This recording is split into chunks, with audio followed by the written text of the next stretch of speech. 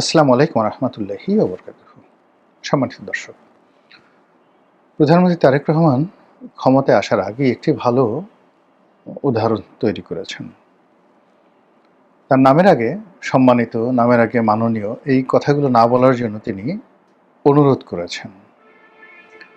এবং সেই অর্থে এই যে এখন তিনি যে প্রধানমন্ত্রী হলেন, এই প্রধানমন্ত্রীর পদটি পশ্চিমা দুনিয়াতে যারা ব্যবহার করেন বা যারা প্রধানমন্ত্রী নির্বাচিত হন ইউরোপে, আমেরিকাতে বা প্রেসিডেন্ট নির্বাচিত হন, তো সেখানে কেউ হয়তো ভদ্রতা করে মিস্টার প্রেসিডেন্ট বলেন, কিন্তু বেশিরভাগ ক্ষেত্রেই প্রেসিডেন্ট বা প্রেসিডেন্ট ট্রাম্প এরকম কথাবার্তা, বা প্রাইম মিনিস্টার মোদি, ঠিক জাস্ট এরকম প্রাইম মিনিস্টার মোদি। কিন্তু অনারেবল প্রাইম মিনিস্টার মোদি বা সম্মানিত প্রাইম মিনিস্টার মোদি বা মোদিজি এরকম কথাবার্তা, তেল মারা কথাবার্তা গণতান্ত্রিক বিশ্বে নেই। তো সেক্ষেত্রে জনাব তারেক রহমান সাহেব তিনি বাংলাদেশের প্রধানমন্ত্রী হয়ে পশ্চিমা ধাঁচের বা গণতান্ত্রিক রাষ্ট্রের যে কৃষ্টি এবং কালচার, সেই কৃষ্টি এবং কালচারটি যদি তার নিজের জন্য প্রযোজ্য করেন, তাহলে পুরো কোর্স অফ অ্যাকশন এটি পরিবর্তন হয়ে যাবে। আমাদের দেশে যেমন একজন ডিসি সাহেব, তাকে ডিসি মহোদয় বলতে হবে। টিওনো সাহেবকে ইউনো বা টিওনো মহোদয় বলতে হবে। আইজি মহোদয়, সচিব মহোদয়, মন্ত্রী মহোদয়। মানে এই মহোদয় কথাটা আমার কাছে একটা খুব ঠাট্টা বা মস্করার মতো জিনিস মনে হয়। এমপি মহোদয়, আরে বাবা, এমপি মহোদয়, মহোদয় অর্থ কী? মানে এই যে জিনিসগুলো বাংলাদেশে শুরু হয়েছে তেলবাজির, এই তেলবাজির জায়গাটিতে তারেক রহমান সাহেব প্রাথমিকভাবে যে আঘাত করেছেন, তাকে ধন্যবাদ। সুতরাং তাকে সবাই যদি মিস্টার প্রাইম মিনিস্টার বা জনাব প্রধানমন্ত্রী বা প্রধানমন্ত্রী তারেক, অসাধারণ একটি, যেমন ভারতে যদি প্রধানমন্ত্রী মোদি বলা হয় আর এখানে যদি প্রধানমন্ত্রী তারেক বলা হয়, একটা অসাধারণ সাম্যতা রয়েছে। কিন্তু আমরা যদি বলি যে দেশনায়ক, শতাব্দীর সেরা, মানে মহানায়ক, তারপর শহীদ জিয়া পুত্র, বেগম জিয়ার চোখের মণি, আবহমান বাংলার ইত্যাদি আরও অনেক কিছু বিশেষণ যোগ করে গণপ্রজাতন্ত্রী বাংলাদেশ সরকারের মাননীয় প্রধানমন্ত্রী জনাব তারেক রহমান মহোদয়, এই আপনি কুনুতি লাগাতে গেলেই একটা মানুষকে হালকা করে দেয়া হয়। তো সেই স্বাভাবিকভাবেই আমি বলছি জনাব প্রধানমন্ত্রী মানে মিস্টার প্রাইম মিনিস্টার। এটা উদ্বোধন মানে বা সম্বোধন অনেকে করেছেন কিনা জানি না, বাট আমি প্রথম তাকে নিয়ে একটা ভিডিও করলাম। তো তাকে এই ভিডিও করার উদ্দেশ্য হলো তার জন্য একটি সতর্কবার্তা। প্রথম সতর্কবার্তা হলো, তিনি যদি মনে করেন যে তার কোনো কর্মের কারণে তিনি বাংলাদেশে ফিরে এসেছেন, রং। মহান আল্লাহ রাব্বুল আলামিন একটা বিশেষ কৌশলে এবং একটি বিশেষ সুযোগে তার বান্দাকে, তারেক রহমান তার বান্দাকে তিনি বাংলাদেশের মসনদে বসিয়েছেন। এই প্রথম জিনিসটি তাকে অনুধাবন করতে হবে যে আমি আল্লাহর রহমত এবং বরকতে এখানে বসেছি, যেটা ডিসেম্বর মাসের 25 তারিখে তিনি যে এলেন, 24 তারিখ পর্যন্ত তিনি ভাবতে পারেননি। আর যেদিন প্রধানমন্ত্রী হিসেবে শপথ নিলেন তার আগের দিন পর্যন্ত তার মনের মধ্যে একটা দোদুল্যমানতা ছিল। ইন জেনারেল এই পৃথিবীতে দুটো ঘটনা ঘটে। একটি হলো তুমুল প্রতিযোগিতার মাধ্যমে এবং কর্মের মাধ্যমে মানুষ একটা বিষয় অর্জন করে, এবং আল্লাহ এটা পছন্দ করেন যে মানুষ শ্রম করে, মেধা করে, কৌশল খাটিয়ে, বুদ্ধি খাটিয়ে এই জমিন থেকে তার প্রাপ্য নিয়ামত সে অর্জন করুক। এটা আল্লাহর সবচেয়ে পছন্দ। 2 নম্বর হলো যে কিছু মানুষ ছলচাতুরি করে, অন্যকে ঠকায়। যেমন ধরুন আমাদের 14 সনে, 18 সনে, 24 সনে আমরা ঠকেছি জাতীয় নির্বাচনের ক্ষেত্রে। এরকম ঘটনা ঘটে। এটা আল্লাহ খুবই অপছন্দ করেন, এবং যারা এই ধরনের কর্মকাণ্ড করেন, লোক ঠকান রাজনীতির ক্ষেত্রে, তাদের অবস্থা কি হয়। 3 নম্বর হলো যে ক্ষমতায় আসে হত্যাকাণ্ডের মাধ্যমে, অন্যকে হত্যা করে তারপরে ক্ষমতায় আসে। এটা প্রাচীন পদ্ধতি, এবং এই পদ্ধতিতে যারাই ক্ষমতায় আসেন তারা নির্বংশ হয়ে যান। পৃথিবীতে তাদের কোনো বংশ থাকে না। কোনো হত্যাকাণ্ডের মাধ্যমে রাষ্ট্র ক্ষমতা দখল করলে তারা নির্বংশ হয়ে যান। অতীতে যারাই কাজ করেছে আপনি এখন কোথাও খুঁজে হিটলারের বংশধর পাবেন না, কোথাও চেঙ্গিস খানের বংশধর পাবেন না, হালাকু খানের বংশধর পাবেন না। এই হলো ইতিহাস। আলাউদ্দিন খিলজির কোনো বংশধর আপনি পাবেন না এখন।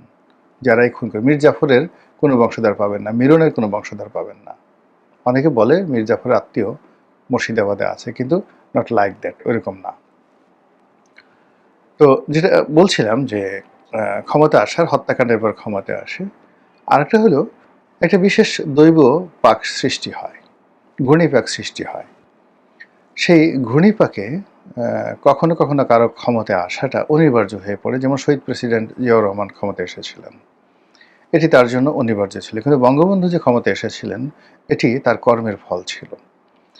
তো এনিওয়ে ওইটা ভিন্ন ব্যাপার। তারেক রহমান সাহেব যেটাতে আসছে সেটা হলো একটা ঘূর্ণিপাক। তার পিতার মতোই একটা পরিবেশ পরিস্থিতি তৈরি হয়েছে, সেই পরিবেশ এবং পরিস্থিতি নিয়ে এসেছেন। এবং একইভাবে 1991 সালে তার মাও ক্ষমতায় এসেছিলেন। এরকম একটা ঘূর্ণিপাকের মধ্যে পড়ে নিয়তি তাকে ক্ষমতার জায়গাতে নিয়ে এসেছিল। কাজেই তারেক রহমান সাহেবকে সবার আগে ওয়াম্মা বিনিয়ামতে রব্বিকা ফাহাদ্দিস, অর্থাৎ এই কোরআনের আয়াতটিকে তাকে স্মরণ করতে হবে এবং তার আগে তাকে এই আয়াতটিকে ভালো করে পড়তে হবে। আলাম ইয়াজিদ ক্যাতিমান ফাওয়া ওয়া জাদাকা দল্লান ফাহাদা ওয়া জাদাকা দল্লান ফাহাদা। এই যে ওয়া জাদাকা দল্লান ফাহাদা, এই আয়াতগুলোর তাফসীর তাকে স্মরণ করতে হবে। তারপর আল্লাহ যেটা বলছেন যে ওয়াম্মা বিনিয়ামতে রব্বিকা ফাহাদ্দিস, আপনার প্রতি যে নিয়ামত দেওয়া হয়েছে আল্লাহ রাসূলকে উদ্দেশ্য করে, সেই নিয়ামতের শুকরগুজার করুন। এই বিষয়গুলো তিনি যদি ডিভ্যালুয়েট করেন এবং কখনো ভুলে যান, তার সকল নিয়ামত তার জন্য বুমেরাং হয়ে পড়বে। কথাগুলো বললাম এই কারণে যে তিনি যে বিশেষ কৌশল, যে বিশেষ পরিস্থিতি এবং বিশেষ ঘূর্ণিপাকের মাধ্যমে ক্ষমতায় আসছেন, সেগুলোর মধ্যে লন্ডন বৈঠকটি ছিল তার জীবনের সবচেয়ে তাৎপর্যপূর্ণ একটি ঘটনা এবং এই ঘটনার জন্য তিনি নিজেও প্রস্তুত ছিলেন না। সারা বাংলাদেশের রাজনীতিতে ডক্টর মোহাম্মদ ইউনূস অসহায় হয়ে পড়েছিলেন। তিনি কাউকে বিশ্বাস করতে পারছিলেন না, মনের কথা কাউকে বলতে পারছিলেন না। তার হুকুম মান্য করার মতো কেউ ছিল না। যে যার মতো করে মাপ করেছে, যে যার মতো করে যার যার বিভাগ অনুবিভাগ চালিয়েছে এবং যে যার মতো করে এই ভদ্রলোকের সর্বনাশ ঘটিয়েছে, অপদস্থ করেছে। তিনি যে সাধ্য তেঁতুলের বিশি ছিলেন, নট লাইক দ্যাট। কিন্তু আবার তার সঙ্গে যে সবাই ভালো আচরণ করেছে, সবাই সহযোগিতা করেছে, আর তিনি একা সবাইকে বাস দিয়েছেন, নট লাইক দ্যাট। এখানে বেশিরভাগ মানুষ তার সাথে মুনাফিকই করেছে, তাকে ব্যবহার করার চেষ্টা করেছে, কথা দিয়ে কথা রাখেনি। এটা হলো বাস্তবতা। ঠিক সেই সময়টিতে তার মনে হয়েছে যে লন্ডনে গিয়ে তারেক রহমান সাহেবের সাথে বৈঠক করাটা তার জন্য ফরজি আইন। তিনি সেটি করেছেন এবং তিনি তারেক রহমান সাহেবের সঙ্গে তার যে বৈঠক হয়েছে, দীর্ঘ 2 ঘন্টার বৈঠক, এই বৈঠকে নিঃসন্দেহে অনেকগুলো সমঝোতা হয়েছে, কমিটমেন্ট। ডক্টর মোহাম্মদ ইউনূসের পক্ষ থেকে কমিটমেন্ট ছিল, তারেক রহমান সাহেবের পক্ষ থেকেও কমিটমেন্ট ছিল। আদারওয়াইজ এই যে ফেব্রুয়ারি মাসে নির্বাচন, এই নির্বাচনে তারেক রহমান সাহেবের বিজয়, তার দেশে ফেরা, এটি হয়তো হতো না। তো এক্ষেত্রে রাজপুরুষ হিসেবে রাজা কখনো মিথ্যা বলেন না, রাজা কখনো অঙ্গীকার ভঙ্গ করেন না। তো তারেক রহমান সাহেবের সঙ্গে ডক্টর মোহাম্মদ ইউনূসের যে সমঝোতা হয়েছে, যে বিষয়গুলো 1 to 1, এখানে অন্য কারোর সাথে কী হয়েছে ডাজ নট ম্যাটার, তার সঙ্গে যে কথাগুলো হয়েছে এই প্রতিটি কথা তাকে অক্ষরে অক্ষরে পালন করতে হবে। What ever maybe, I don't know, আমি কিচ্ছু জানি না, কিন্তু আমি এটা নিশ্চিত জানি, মানে আমি কিচ্ছু জানি না কী কী কথা হয়েছে, কিন্তু আমি এটা নিশ্চিত জানি এবং বলতে পারি যে তাদের মধ্যে একটা সমঝোতা হয়েছে। এখন এই সমঝোতার যে শর্তগুলো, প্রাথমিক শর্ত ডক্টর মোহাম্মদ ইউনূস পালন করেছেন। তিনি তার দায়িত্ব পালন করেছেন, কর্তব্য পালন করেছেন, ওয়াদা তিনি রক্ষা করেছেন, নির্বাচন সঠিক সময় করেছেন এবং তারেক রহমান সাহেব এখন প্রধানমন্ত্রী। এখন তারেক রহমান সাহেবের অঙ্গীকার রক্ষা করার পালা। তার সঙ্গে যদি মানে আমি বলব, শুধু এই বয়োবৃদ্ধ 88 বা 90 বছর বয়স্ক ডক্টর মোহাম্মদ ইউনূস নন, অন্য যার যার সঙ্গে তার যে সকল কমিটমেন্ট হয়েছে, প্রতিটি কমিটমেন্ট, ওয়াদা তাকে রক্ষা করতে হবে এবং ওয়াদা বরখেলাপ করার সঙ্গে সঙ্গে তার উপর যে বরকত রয়েছে, খোদাই বরকত, আসমানি বরকত, সেই বরকতগুলো নষ্ট হয়ে যাবে। যদি আমি একটা বিষয় শুধু বলি, অন্য কি বিষয় হয়েছে আমি বলতে পারবো না। শুধু একটা বিষয় যেটা আমরা আন্দাজ করি, যদি তার সঙ্গে কোনো কমিটমেন্ট হয়ে থাকে তাকে রাষ্ট্রপতি বানাতে হবে বা তাকে রাষ্ট্রপতি বানানো হবে, বানাতে হবে বা বানানো হবে। মানে বিএনপি যদি তাকে প্রস্তাব দিয়ে থাকে যে স্যার আপনি এই কাজটি করেন, দেন আপনাকে আমরা রাষ্ট্রপতি হিসেবে রেখে দেব এবং রাষ্ট্রপতির ক্ষমতা বাড়িয়ে দেব, they have to do it. তাকে রাষ্ট্রপতি বানাতে হবে। ২ নম্বর হলো যে এই যে রাষ্ট্রপতি যেহেতু ডক্টর মোহাম্মদ ইউনূস যদি হন, এজন্য তার ক্ষমতা লাগবে, পাওয়ারের ব্যালেন্স লাগবে, প্রধানমন্ত্রীর ক্ষমতা কার্টেল করতে হবে, রাষ্ট্রপতির ক্ষমতা বাড়তে হবে। এর জন্য জুলাই সনদ এবং সংবিধান সংশোধনে যে শর্তগুলো ছিল সেগুলো জনাব তারেক রহমান সাহেবকে আল্লাহর ওয়াস্তে সেগুলো স্বীকার করতে হবে এবং সেগুলো বাস্তবায়ন করতে হবে। আদারওয়াইজ ওই যে বললাম যে তার উপর থেকে নিয়ামতের যে বরকত, সেই বরকত উঠে যাবে। এবং এখানে তারেক রহমান সাহেবের উপর যদি বরকত উঠে যায়, এটি বিএনপির জন্য, রাজনীতির জন্য, গণতন্ত্রের জন্য, এমনকি আওয়ামী লীগের জন্য এটি যে কত বড় ভয়ঙ্কর ক্ষতিকারক বিষয় হবে, এটা কল্পনাও করা যায় না। আফগানিস্তানে মার্কিন যুক্তরাষ্ট্র এবং হামিদ কারজাইয়ের মধ্যে যে সমঝোতা হয়েছিল, সেই সমঝোতাটা আমেরিকা রাখেনি। সেই আমেরিকা না রাখার কারণে কত ট্রিলিয়ন ডলার তার ক্ষতি হয়েছে এবং কি পরিমাণ তার লস হয়েছে, এটা মানে আমেরিকা এখন হাড়ে হাড়ে টের পাচ্ছে। তো যার জন্য যার সাথে যে ধরনের কমিটমেন্ট হয় রাজনীতিতে, সেই কমিটমেন্টগুলো যত ক্ষতি হোক, যা কিছু হোক, ওটার উপর তাকে স্থির থাকতে হয়। ওই কমিটমেন্ট রক্ষা করতে গিয়ে যদি তার ক্ষমতা চলে যায়, তবু তিনি শান্তিতে থাকবেন। আর কমিটমেন্ট রক্ষা না করে আপাত দৃষ্টিতে যদি তিনি ক্ষমতায় থাকেনও, কিন্তু ওটা লং রানে সেটি তার জন্য ভালো হবে না। এটা আধ্যাত্মিকতা, এটা প্রকৃতির আইন। এবং যখন এরকম পরিবেশ পরিস্থিতিতে যখন মানুষ আসে, ক্ষমতা আসে, তখন বারবার তাকে আল্লাহর দিকে নজর দিতে হয়। তাকে স্মরণ করতে হবে যে ১৭টি বছর এই বাংলায় তারেক রহমান সাহেবের নাম উচ্চারণ করার মতো কোনো লোক ছিল না। তিনি যে সকল মন্ত্রী নিয়েছেন, এমপি বানিয়েছেন, একজনও গত ১৭ মাসে রাস্তায় দাঁড়িয়ে তারেক রহমান সাহেব আমার নেতা এই কথা বলতে পারেননি। কোনো পত্রিকায় তার নামে কেউ কলাম লিখতে পেরেছে গোলাম মোল্লা রনি ছাড়া, সিঙ্গেল দেখাতে পারবেন না। তারেক রহমান সাহেবের নাম উচ্চারণ করে ২০১০ সন থেকে ২৪ সন পর্যন্ত বাংলাদেশের পত্র পত্রিকায় পজিটিভ কোনো লেখা কোনো সাংবাদিক লিখেছেন, উপসম্পাদকীয় লিখেছেন, আজকে যারা বড় বড় কথা বলছেন, একজনকে দেখাতে পারবেন না।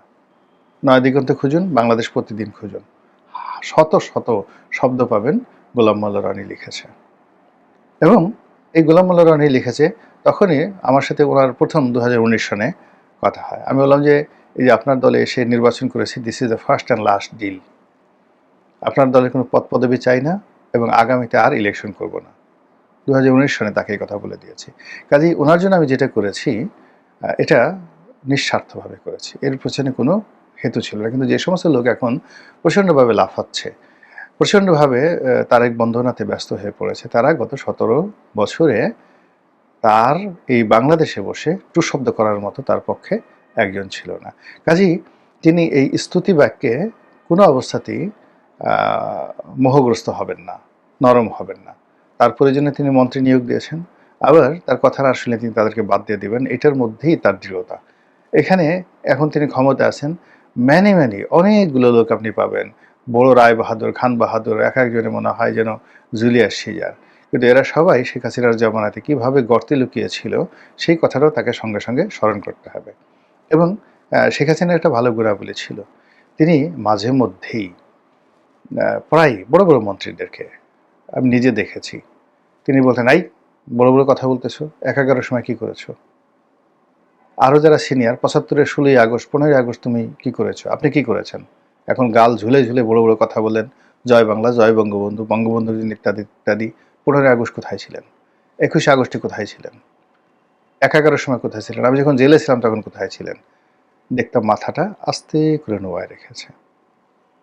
একই অবস্থা যে এখন অনেক দেখবেন যে বড় বড় কথা বলে, উনি যদি দেখে বললেন যে এত বড় বড় কথা, আমার মা যখন বালির ট্রাকের সামনে একা দাঁড়িয়ে কান্না করেছিলেন, আমার মাকে যখন ঘর থেকে বের করে দেওয়া হয়েছিল, উনি যখন চিৎকার করতে করতে বিএনপির অফিসে এসে সাংবাদিকদের সঙ্গে কান্নাকাটি করে কথা বলেছিলেন। আমার মা যখন বন্দী ছিলেন দীর্ঘদিন বিদ্যুৎ ছাড়া, পানি ছাড়া, কে পানি দিয়েছিল?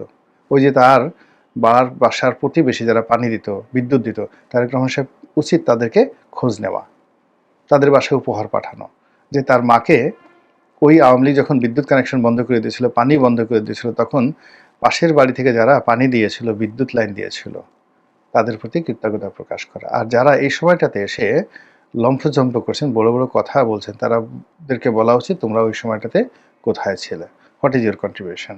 তো সেই ক্ষেত্রে তার এই যে নিয়ামত, এই নিয়ামতটা স্মরণ করে তিনি তার কমিটমেন্টগুলো যদি রক্ষা করেন, তার কাজে বরকত হবে বলে আমি মনে করি। মহান আল্লাহ আমাদের সবাইকে হেদায়েত দান করুন এবং হেফাজত করুন। আসসালামু আলাইকুম ওয়া রাহমাতুল্লাহি ওয়া বারাকাতুহু।